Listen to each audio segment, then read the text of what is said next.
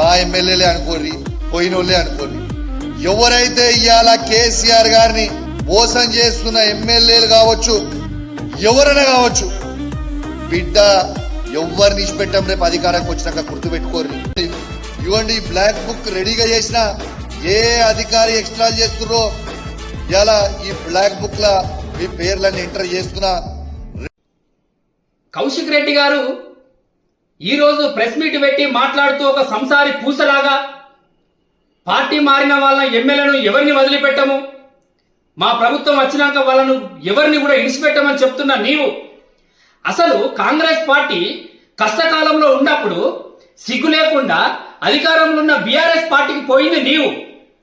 అప్పుడు నీకు గుర్తుకు రాలేదా? నేను పార్టీ మారితే రేపు ఈ ప్రజలు ముఖం మీద ఉంచుతారు, రేపు పరిస్థితి మేము ప్రజలకు ఏ విధంగా పోవాలనేది నీకు తెలియదా అని సందర్భంగా అడుగుతున్నా. ఎందుకనంటే నీవే పార్టీ మారిన నీచుని. కాంగ్రెస్ పార్టీ కష్టకాలంలో ఉన్నప్పుడు పార్టీ మారినోనివి, మళ్ళీ నీతులు ఎట్లా చెప్తావని ఈ సందర్భంగా నేను సూటిగా కౌశిక్ రెడ్డిని అడుగుతున్నా.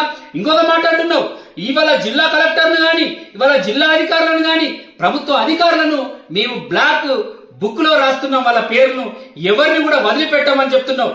నీవు మొన్నటి వరకు కూడా ఏ అధికారులను అందరినీ అధికారులను బెదిరించి బ్లాక్ మెయిల్ చేసి ఏమేం చేసినాం అనేది ఈ జిల్లాలో ఉన్న అధికారులు అందరికీ తెలుసు. అలాంటి డాగులు మళ్ళా ఇప్పుడు పెడితే నడవదని సందర్భంగా నీకు చెప్తున్నాం.